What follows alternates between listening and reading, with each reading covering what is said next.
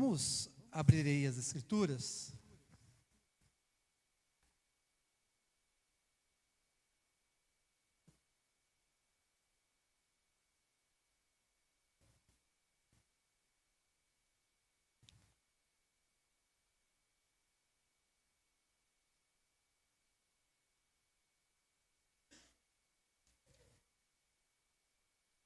Ah,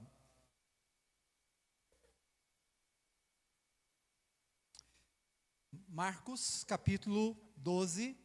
Marcos capítulo 12.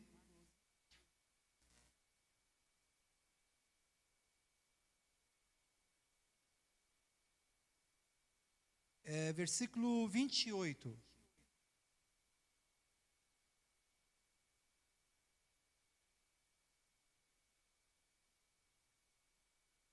Vamos ler até o 30.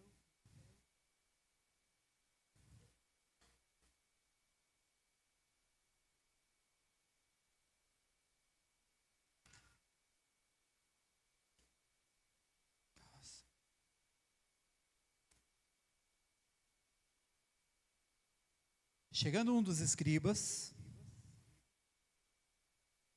tendo ouvido a discussão entre eles, vendo como Jesus lhe houvera respondido bem, perguntou-lhe: qual é o principal de todos os mandamentos? E Jesus responde: o principal é, 2 pontos. Ouve, ó Israel, o Senhor nosso Deus é o único Senhor. Amarás, pois, o Senhor teu Deus de todo o coração, de toda a tua alma, de todo o teu entendimento, de toda a tua força. Vamos ter uma palavra de oração? Vamos nos colocar diante do Senhor, sabendo que só o Espírito Santo pode nos dar clareza, revelação da tua palavra. Não acontecerá nada se o Espírito Santo não nos revelar, não nos dar graça de entendermos o que está escrito aqui. Imploramos a Ti, ó Senhor Deus, no poder do Espírito Santo, em memória do sacrifício de Jesus.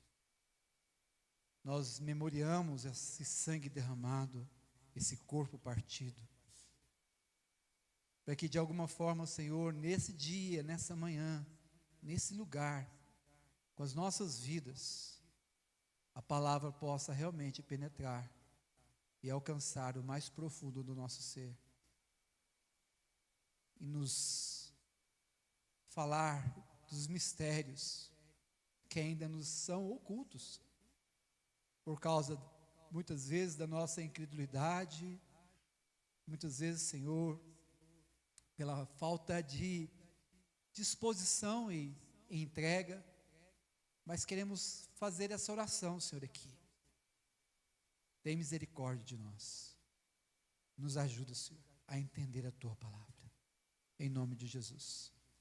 Amém. Aqui a gente vê Jesus respondendo os escribas, diante de uma situação que já havia acontecido aqui entre os saduceus sobre a ressurreição.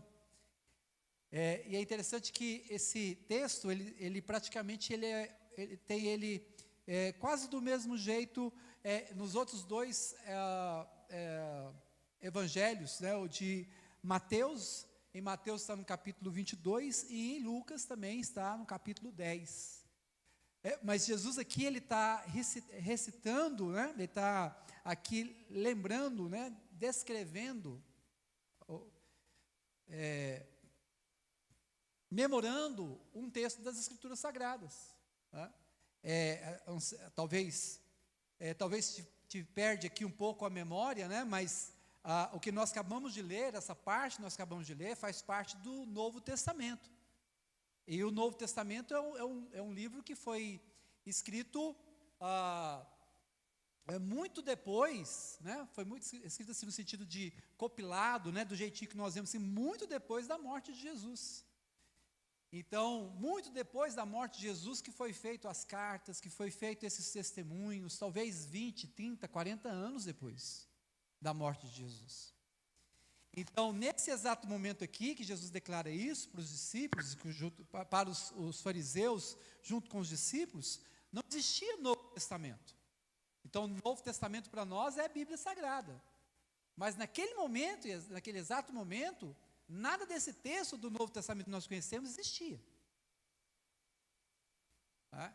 Até mesmo a narrativa que nós lemos dos evangelhos a respeito das obras de Jesus, né, e dos feitos dos apóstolos, dos discípulos de Jesus, estava acontecendo aquilo ali. No momento que estava acontecendo, nos 3 anos e meio, digamos, ou nos 3 anos de ministério do Senhor Jesus. Né? Então, no meio desses 3 anos, o que Jesus muitas vezes declara é o que nós conhecemos como o Velho Testamento. Então, quando Jesus ele declara alguma coisa para as pessoas naquele tempo, a respeito da palavra de Deus, ele sempre vai falar sobre o que nós conhecemos como o Velho Testamento, certo? Como o Antigo Testamento. E aonde está esse texto no Antigo Testamento? Exatamente desse jeito. Deuteronômio, capítulo 6, versículo 5. Abre aí com a gente. Hoje a aguinha.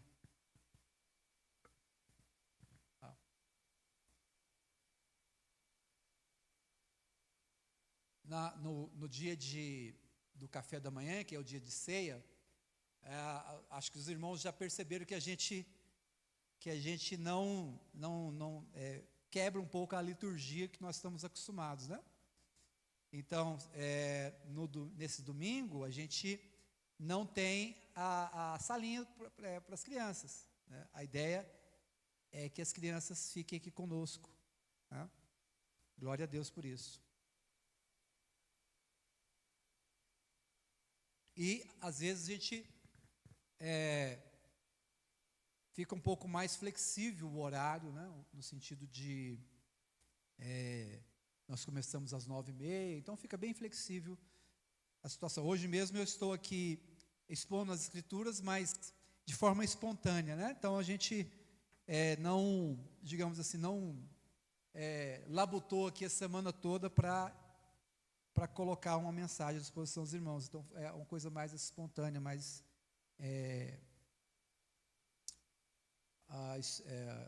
uma expressão agora daquilo que Deus está fazendo, está nos dando aqui agora, certo? Então vamos lá, olha aqui. O texto diz o seguinte: amarás, pois, o Senhor teu Deus de todo o teu coração, de toda a tua alma e de toda a tua força. Olha aqui, o que é?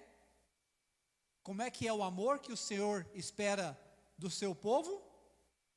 Todo coração, toda a tua alma e toda a tua força. 3 áreas das nossas vidas. Mas olha só, a partir do versículo 6, a partir do versículo 6, ele vai colocando algo que é, digamos assim, o motor que vai nos mover nessa perspectiva. A força, digamos assim, o elemento condutor desse amor. Qual que é o elemento condutor desse amor? Como é que ele espera que nós vamos amar a Ele de todo o nosso coração, de toda a nossa alma, de toda a nossa força? A partir do versículo 6 nós vemos aqui, essas palavras que hoje te ordeno estarão no teu coração. Quais palavras? A lei e os mandamentos, os preceitos, As Escrituras Sagradas. Essas palavras, vamos colocar assim, ó, as Escrituras Sagradas, que hoje te ordeno, estarão no teu coração.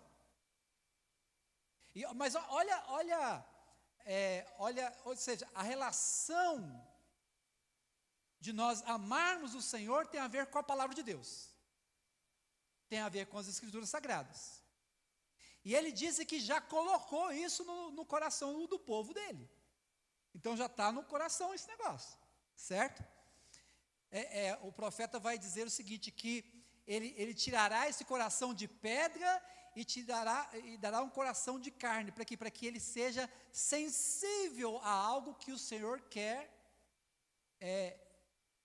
infundar ali, quer colocar dentro do homem, né? E aqui nós vemos o que ele está querendo colocar, ou na verdade ele já colocou, já está disponível, como diz a Natinha. A gente tinha uma coisa que, quando vendia o celular, né, naquele tempo, vendia o celular, então os aplicativos era coisa assim, bem mais cara, né, para você colocar um aplicativo era uma coisa mais difícil, né?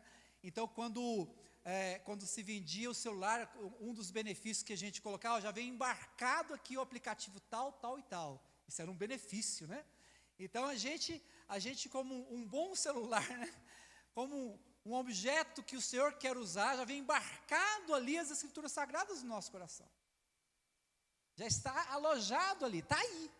Não adianta, como diz aqui, diz os progressistas, né, para os conservadores, que são negacionistas, né, não adianta você ser negacionista nisso.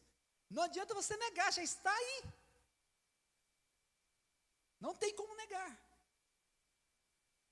Se você negar é pior, né? Então, as palavras que ordeno estarão no teu coração. E agora, qual é a responsabilidade do povo de Deus, depois que ele colocou essas palavras no coração? A continuidade aí do texto. Tu as inculcarás nos teus filhos. O que é inculcar? Vamos dar um exemplo aqui. O que a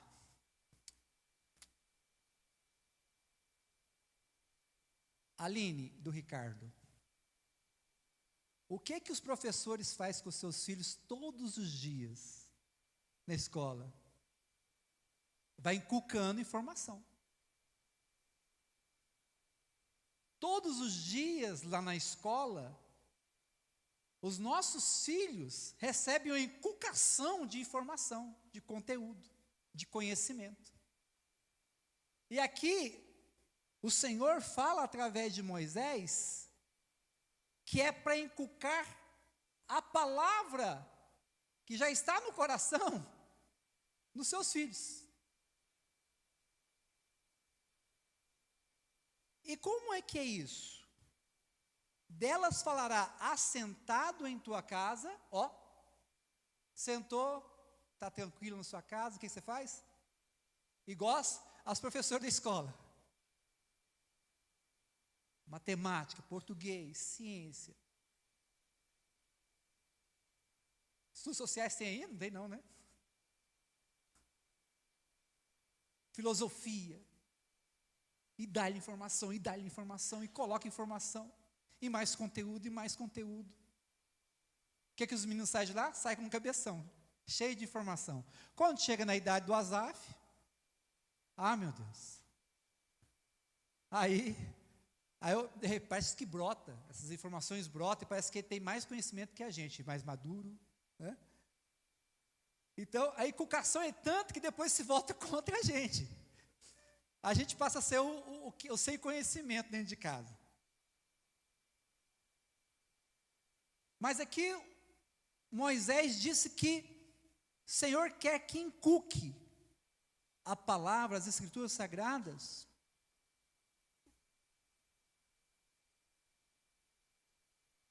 com os filhos, e falarás dela assentado na tua casa, andando pelo caminho, Esses meninos desapregam do pai, não? Hã? Meu Deus do céu. Jesus amado. Tem umas coleguinhas da Daça, as Anas, está aí hoje, ó. Né, Anas? Gente, elas não param.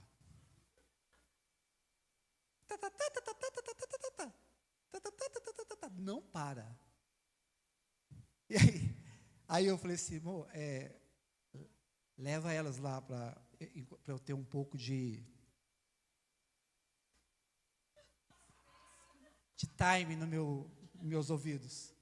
Aí, o que a menina fala? Não, você que vai me dar esse rapaz. Aí, eu que fui encarregado de levar as meninas para dar uma tranquilidade, mas ela não para, é aonde tiver, dentro do carro, aonde for, e é muito barulho. E essa noite foi até 3 horas da manhã. Jesus amado, eu pensei, minha vida não é fácil, gente. Gente, imagina, os filhos não se apartavam dos seus pais.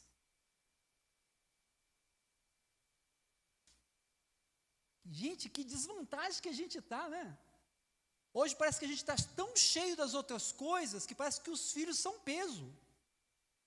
A gente está tão cheio de tantas outras atividades, parece que os filhos, é igual aquele, vocês não devem conhecer, eu vou falando só coisa antiga aqui, mas tem um filme do Carlitos, né, do Charlie Chaplin, aí, quem falou, você também, aqui, tá. E esse filme é interessante, eu lembro de uma cena muito, muito peculiar, que o Carlitos, com um menininho bem pequenininho, para não mostrar que que o menino estava com ele fazia assim com o menino, empurrava para o lado, o menino ficava para o lado, e chotava ele, né? Assim é a gente hoje, com tanto de coisa que a gente assumiu, tanto de compromisso que a gente assumiu, parece que os filhos, a gente quer, não quero, tira ele aqui, Mas o texto aqui, engraçado que Jesus, o Senhor está falando aqui, através de Moisés, que é pelo caminho, ao deitar, ao se levantar. Então, o estilo de vida de uma família é pautado, tem em vista, é um centro gravitacional a palavra de Deus, as Escrituras Sagradas. Do jeitinho que eles receberam, eles dão manutenção ao que eles receberam. E como é que dá manutenção? Falando, ensinando, inculcando, conversando. Sexta-feira passada eu tive uma oportunidade com os jovens, nós falamos sobre salvação. E aí a gente começou a conversar e foi ficando um clima assim, constrangedor, porque eram uns assuntos assim um pouco, né Eduardo? Uns assuntos assim um pouco constrangedor, né Eduardo? E aí a gente foi conversando, a gente começou a conversar sobre isso, eram umas 9 horas, e a gente passou das 10h30, e assim, aí a gente parou, porque sem terminar ali, digamos assim, o que estava combinado ali do conteúdo, mas o quanto que aquilo ali foi puxando a língua uns dos outros, e nós fomos conversando a respeito das Escrituras, aquilo que nós não sabíamos, nós estávamos ali experimentando de outros, e deu, se não parasse ali, Alejandro, ia longe, né, Alejandro? E às vezes a gente faz isso de evento, né? A gente faz um evento para ter isso. Mas o que o Senhor está pedindo aqui, conclamando aqui através de Moisés, é que é um estilo de vida. Um estilo de vida. Agora, olha aqui no versículo 8, também as atarás com um sinal na tua mão. Tem algum tipo de símbolo, né, de algo algum tipo de objeto que ata na mão para lembrar. Então, você percebe que tudo é feito para que a pessoa não deixe de fazer uma manutenção no coração a respeito das Escrituras. Então, vale tudo. Já falei aqui, né, eu já expus a Emilene aqui, quando ela inculca com a palavra, que ela percebe que esse texto, ela precisa internalizar ele e viver ele, ela vai colocando esse texto em tudo quanto é lugar da casa. Onde ela passa, ela vê o texto, lembra, faz a leitura, né, e medita sobre aquele texto. É um tipo de sinal, né? Coloca um sinal na mão, que ele está pedindo aqui. Também atarás com o sinal na tua mão, e te serás por fronte entre os olhos. Aqui. Tem alguma coisa aqui, ó. Se alguém fizesse isso hoje... Mas lá era moda, né? A moda era ter alguma coisa aqui que lembrasse. Mas aqui parece que mais lembra a pessoa que está vendo, né?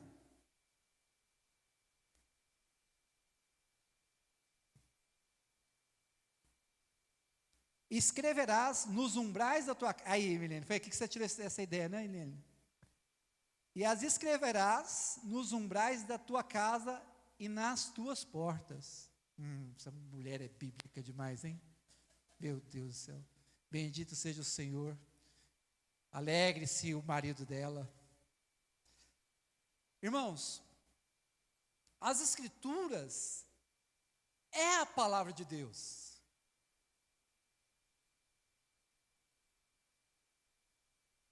Agora, sabe quem é a palavra de Deus? Já dei a dica, né? Sabe quem é a palavra de Deus? Abre aí, João 1. João 1. Quem é a palavra de Deus? No princípio era o Verbo. E o verbo estava com... E o verbo era... O que é o verbo aí? Palavra. Verbo, palavra, é a mesma coisa. Assim, é a mesma conotação. De quem João está falando? De quem? Jesus? Tem gente tímida aí? De quem que o texto, João está falando de quem aí, gente? Jesus. O texto está falando de Jesus. Quem declarou assim, olha só, eu sou o pão vivo que desceu do céu?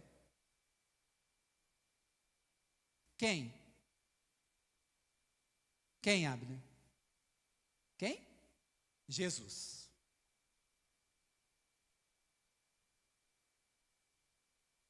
Pão vivo que desceu do céu.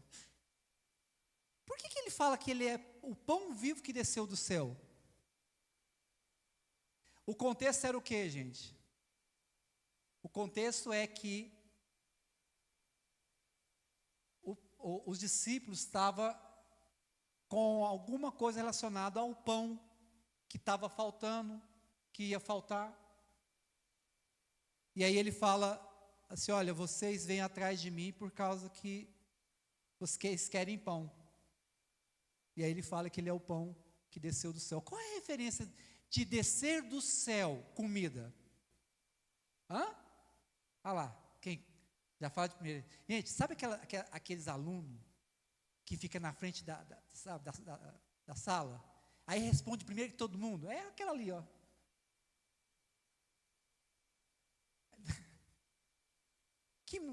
Que irritante, né? Que irritante. Quem que é o Tinai? Quem que é o quê? Fala para ela. Ela respondeu quem que desceu, qual a referência, né? É o maná, né? Gente, o maná é uma representação do que Deus queria fazer nas nossas vidas. Como é que Paulo fala quando ele quer nos colocar a olhar para Jesus? Pensai nas coisas do alto, e não da terra. Pensai nas coisas do céu, onde Cristo está. Olha o que ele fala lá em Efésios. Deus nos abençoou, que jeito? Efésios. Deus nos abençoou com toda sorte de bênçãos nas regiões celestiais em Cristo Jesus. O pão que desceu do céu, Jesus, agora está nos céus, e o que nos alimenta também agora está nos céus. Mas como que nós comemos do pão que é Jesus hoje? Comendo do rolo, comendo das Escrituras. E aqui quando Jesus ele fala a respeito disso, ele vai falar de três áreas da nossa vida aqui, ó: coração, alma e força. Gente, vocês já tentaram fazer leitura quando você está cansado? Hã? O que você acha, Arcla? Você acha que é fácil fazer leitura quando está cansado? Eu converso com a Arcla fica olhando para o outro lado, gente. Olha para mim, Arcla. Hã? Só tem ela de Arcla, ela está pensando que é quem?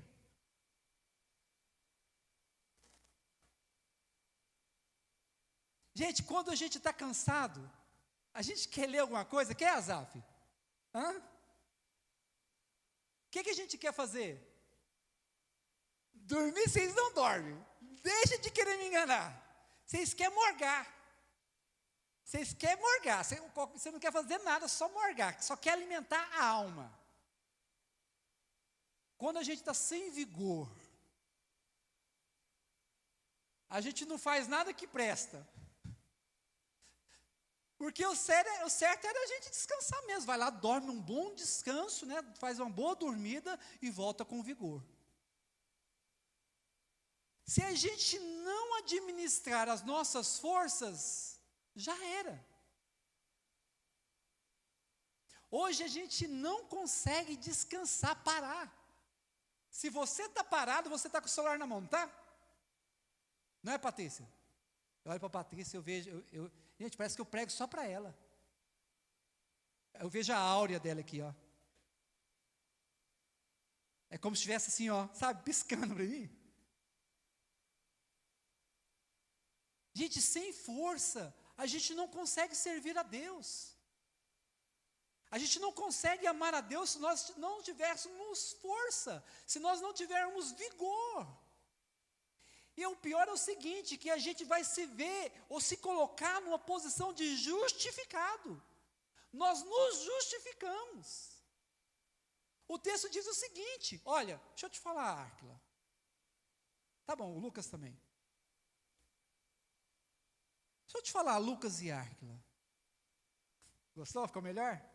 Menos exposed? Deixa eu te falar, Lucas e Arcla. Vocês não vão ter força, sabe por quê? Porque vocês não estão priorizando descansar. Vocês não vão amar a minha palavra. As Escrituras não vai ser prioridade na vida de vocês. Porque o vigor que deveria ser para mim está alojado em outro lugar. Sem força, não conseguimos servir o Senhor.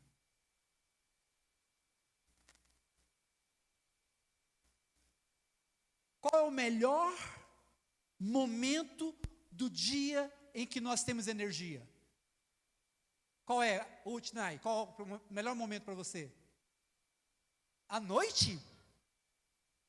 Acredito não. À noite?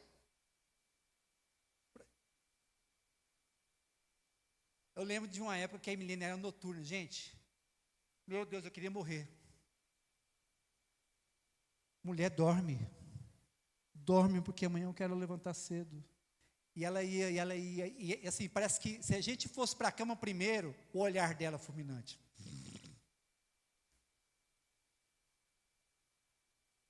Graças a Deus agora ela não é uma mulher noturna. Dorme com as galinhas também, né, amor? Agora, o texto não fala sobre a alma.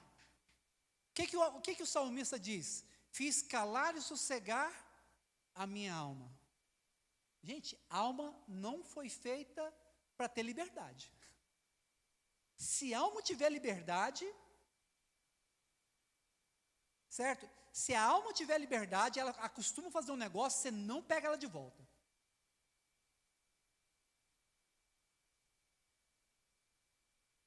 Se a alma acostumou a fazer uma coisa, já era. A alma, ela tem uma, é como um drogado. Um drogado, quando ele viciou mesmo, gente, é só com camisa de força. Só com abstinência. Compulsória. Alguém tem que levar aquele drogado por uma clínica aonde haverá restauração, porque ele precisa de abstinência. Ele vai se debater. Ele vai ficar doidão. É igual a alma da Árquila. Agitadona. Segura a alma. Acostuma fazer uma coisa e vicia naquela coisa, você não pega ela de volta. Aí o salmista fala o quê? Fiz calar e sossegar a minha alma. Nós precisamos dar ordem à nossa alma, para que a nossa alma seja toda dedicada a Deus. Quanto mais linha você dá para ela, mais difícil fica de puxar, porque o vento é contrário sempre. Meus filhos, pela glória de Deus, amo esses meninos. Mas se eu libero para eles assistirem lá um seriado lá. Aí o seriado está disponível lá, né? Aí assiste um episódio, aí assiste outro, aí já passou tipo 1h30. Aí eu vou lá, olho, já dou o primeiro sinal, né? Aí mais outro episódio, aí eu já falo assim, ó, chega, né? Aí saio, vou fazer as coisas. Aí volto de novo, mais outro episódio. Quando eu vou tirar eles, gente, é igual tirar osso de cachorro. Eles perdem a noção do perigo. Perde a noção do perigo. É assim a gente acostuma com o negócio, não quer abrir mão. A alma, ela tem um tipo, ela é tão frenética, que se a gente não administrar ela como o salmista ensina a gente, calar e sossegar a alma, a gente não terá ela disponível para o Senhor. Ela fica disponível para tudo quanto é coisa que apraza a ela, menos para amar a Deus. Por isso que a gente, não sei quanto vocês, mas você não tem uma impressão que parece que todo o nosso corpo é corrompido e nada presta? Tem a ver com a alma. Parece que a gente aprendeu a falar que a alma é uma coisa perdida. E que você não pode esperar nada dela. Que a alma nunca vai se converter a Deus. Mas aqui, esse texto que está no Velho Testamento, no Antigo Testamento, é o mesmo texto que Jesus citou no Novo Testamento. Então a alma tem jeito. Fala para ela aí, igual o salmista, minha alma, por que você está tão triste assim? Pode falar para ela, você tem jeito, eu vou dar um jeito em você. Eu vou dar um jeito em você. O que você acha, Boniana? Dá para dar um jeito na alminha ou não?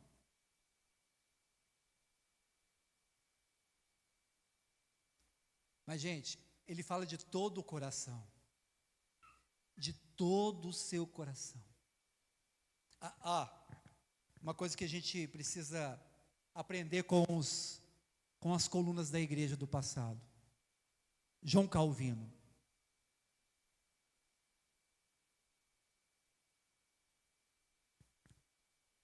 João Calvino vai falar que nosso coração é uma fábrica de ídolos. Gente, olha o aspecto crítico que ele apresenta a respeito do nosso coração. Para quem não conhece o João Calvino, Calvino é uma sumidade na teologia. Não é qualquer um não, gente. Calvino é uma baita referência teológica. A reforma foi pautada nos escritos dele, a respeito do entendimento que ele nos deu nas Escrituras. Ele diz que o nosso coração é uma fábrica de ídolos. Você acha que o seu coração fabrica quantos ídolos, Árquila? Muitos?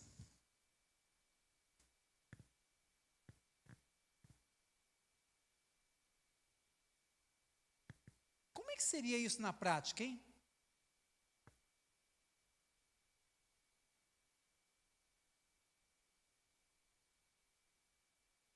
Você já lembra do que aconteceu quando Moisés subiu no monte mais Josué? No primeiro momento que ele foi buscar as tábuas. Ele subiu, ficou lá 40 dias, o povo se oriçou, né? O povo se oriçou, e aí Arão não teve pulso, e fez o que o povo quis. E o que o povo queria? Queria uma imagem, queria um Deus, porque Moisés não voltava. Mas o que eles fizeram? Um bezerro de ouro. Mas o que eles falam? O que fala o texto lá, gente? Vocês lembram o que fala o texto? O texto diz o seguinte, que aquele bezerro de ouro que eles estavam venerando lá, idolatrando, é o que tinha tirado eles do Egito.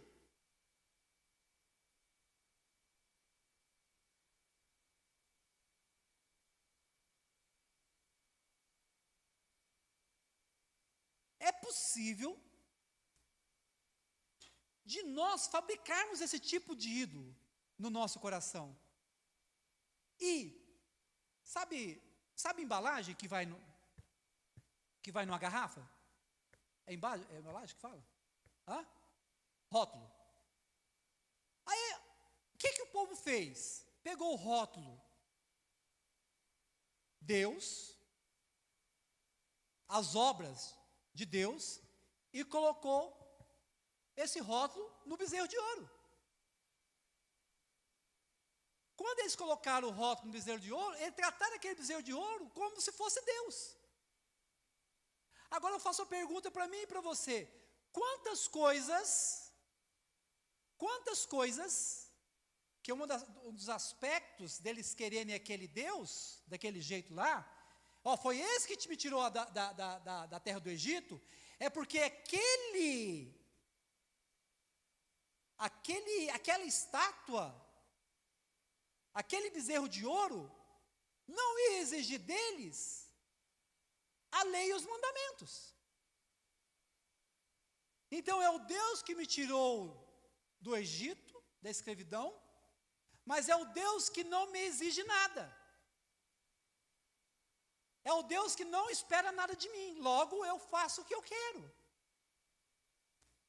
Agora, a referência que nós precisamos fazer com relação a isso é: quantas coisas que você coloca que Deus está fazendo, coloca o rótulo, mas aí você colocando esse rótulo, você emplaca um Deus que não é o que você quer servir.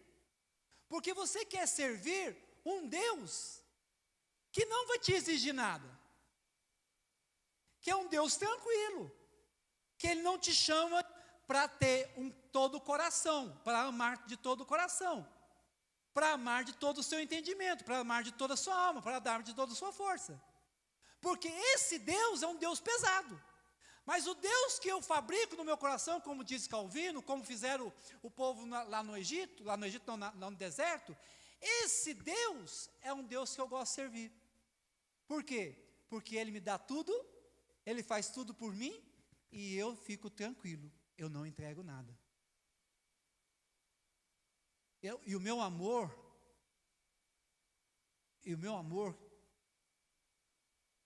que poderia ser um amor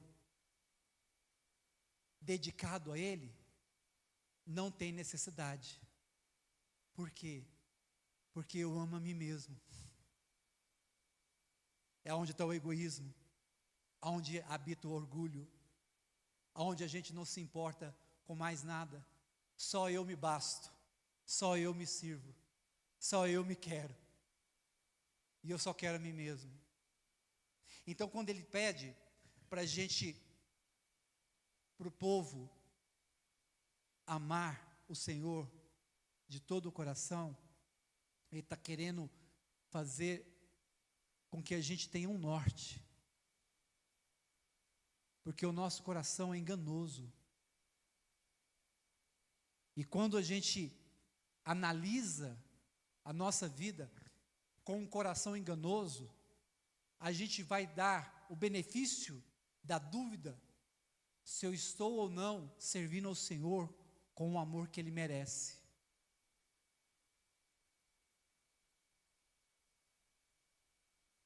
E nós precisamos pegar o nosso coração e canalizar ele naquilo que é mais importante, segundo o que está escrito aqui, as Escrituras Sagradas. A palavra de Deus, ela é a mais importante na nossa vida.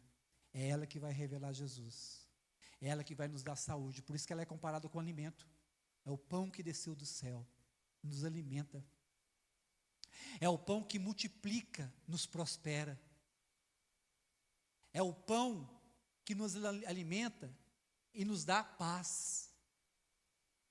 É o pão que direciona o meu ânimo.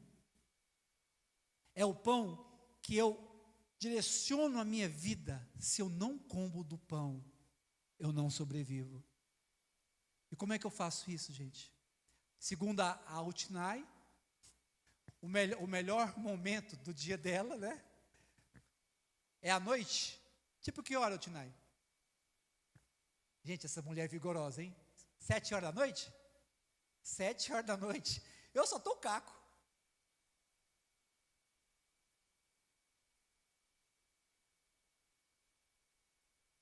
Qual que é a melhor hora para você, Robson? De manhã? Que hora mais ou menos? 8 horas. 8 horas. E para você, Alejandro, que hora que é melhor? Melhor momento do dia de vigor? De manhã? Aonde você está? Pronto para a batalha?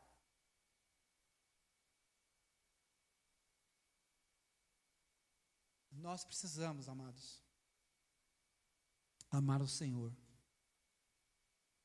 E quando nós nos colocamos nesse ponto da história, que é as nossas vidas, para amar o Senhor, a bússola é saber como nós estamos nos envolvendo com as Escrituras Sagradas. Abra comigo Salmo capítulo 1, versículo 2 e 3.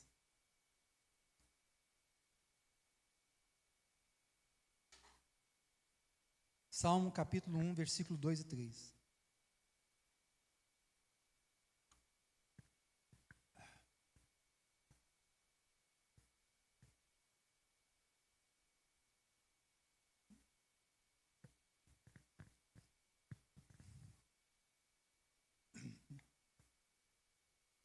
Uma pergunta para todos. Responde ela com você, tá?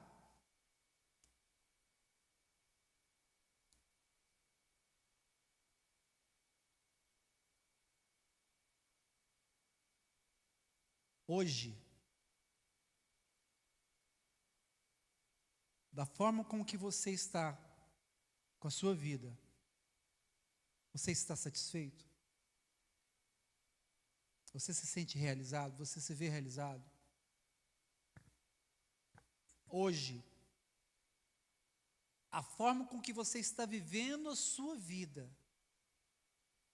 você diz assim: estou cumprindo o propósito da minha vida?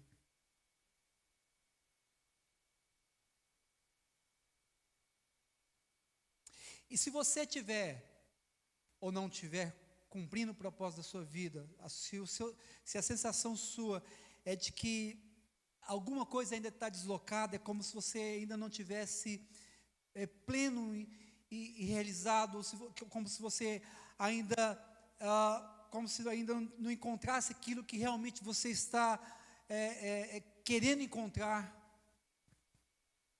Você consegue enxergar o que tem atrapalhado? O que tem atrapalhado você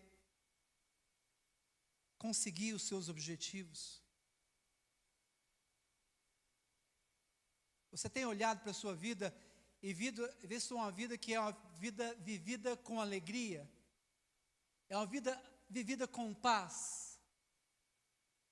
É uma vida vivida com prosperidade?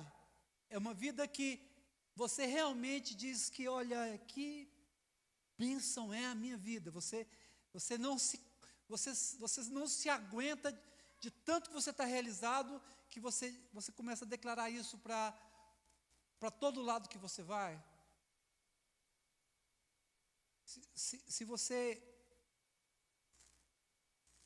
vê que está faltando alguma coisa, se você sente que dá para ir mais longe, dá para andar melhor,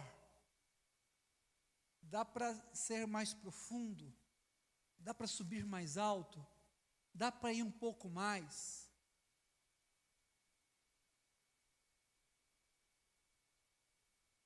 Vamos ler esse texto. O que está escrito? Antes, o seu prazer, vamos ler todos juntos, está tudo aqui na tela, para ler o mesmo texto, né? Todos juntos. Antes, pode ler.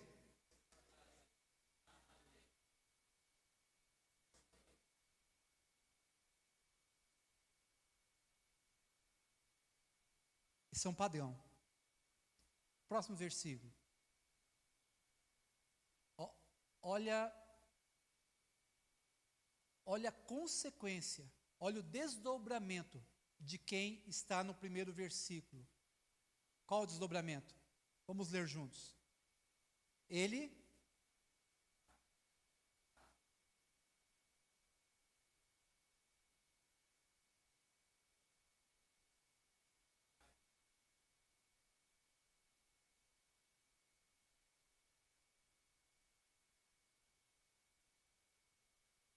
talvez você pode precisar de fazer um curso, algum tipo de capacitação para a sua área profissional. Talvez vai precisar ampliar mais os estudos, né, Lázaro? Talvez vai precisar se dedicar um pouco mais, uma hora ou duas por dia. Talvez você vai precisar, talvez ir até mais tarde para dar conta do serviço. É possível que isso seja necessário, mas quando nós olhamos para as nossas vidas, o primeiro ponto de apoio para saber se nós estamos caminhando bem é se o primeiro versículo nós estamos vivendo ele. Ser bem-sucedido é consequência. Ser bem-sucedido no versículo 2 é consequência de quem vive o versículo 1. Volta o versículo 1, vamos ler novamente. Versículo 1. Era 2? Não, capítulo 1, é o 2, tá, beleza. Antes,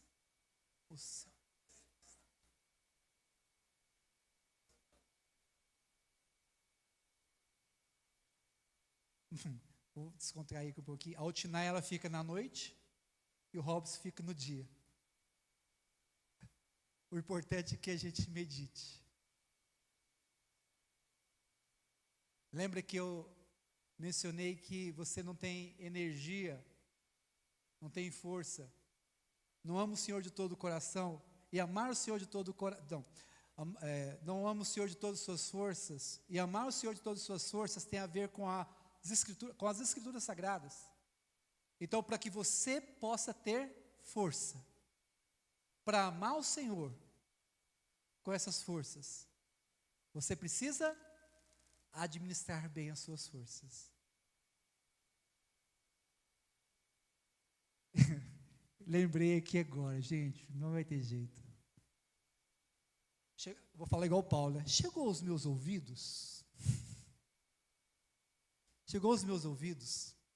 que tem um irmão que vai nas reuniões, e aí na reunião leu tal texto. Aí o irmão, ele pega aquele texto, vai na folhinha lá, na folhinha da leitura cronológica, né? Vai lá, ele está lá na reunião do Obed-Edom, digamos, né? Ou está aqui. Aí eu li aqui o texto de Deuteronômio e tal. Aí ele vai lá na bolinha do dia. Essa aqui eu já li. Não, quando eu fiquei sabendo disso, eu queria morrer. Não, mas morrer não é de querer pegar ele, não. Eu queria morrer de vergonha. Sabe quando você tem vergonha alheia? Eu não vou andar com essa pessoa, não.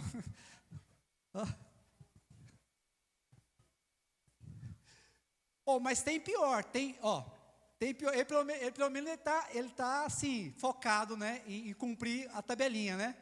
Mas tem pior. Tem quem não lê as escrituras.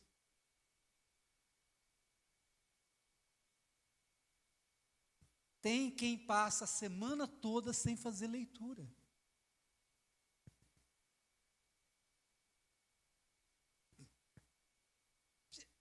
Semana toda. A cartelinha está toda falhada. Gente do céu. As minhas forças estão em outro lugar. Jesus amado. De todo o coração, de toda a alma, de toda a força. Precisamos nos dedicar mais ao Senhor. Ele é o pão vivo que desceu do céu. E hoje, nessa manhã, alegremente nós vamos celebrar isso. Vamos comer do seu corpo. Vamos beber do seu sangue. Vamos lembrar dessa história que nos alcançou. Dessa vida que estava nele e ele concedeu a mim e a você. Para que a gente pudesse ser luz no mundo. Nós somos santificados no sangue dele. Nós amamos a palavra do Senhor. Amamos as escrituras sagradas. E lemos ela todos os dias. Nós debruçamos nas escrituras. Porque nela há Jesus. Comemos do pão. Bebemos desse suco. Bebemos desse sangue. Temos a revelação de tal maneira que nos alimenta. Aí nós vamos ficar com aquele lema de Paulo. Essa leve e momentânea tribulação não se compara ao peso de glória que há de vir. Louvado seja o nome do Senhor. Louvado seja Jesus, nosso pão que está nos céus. E vai descer de novo. E nós vamos subir com Ele nos ares. E vamos ceiar com Ele. Vamos comer com Ele. Vamos ter um tempo de comunhão tão precioso. Porque Ele falou que isso iria acontecer, que irá acontecer. E nós cremos isso. Amém, irmãos? Vamos nos levantar, vamos colocar nosso coração à disposição do Senhor.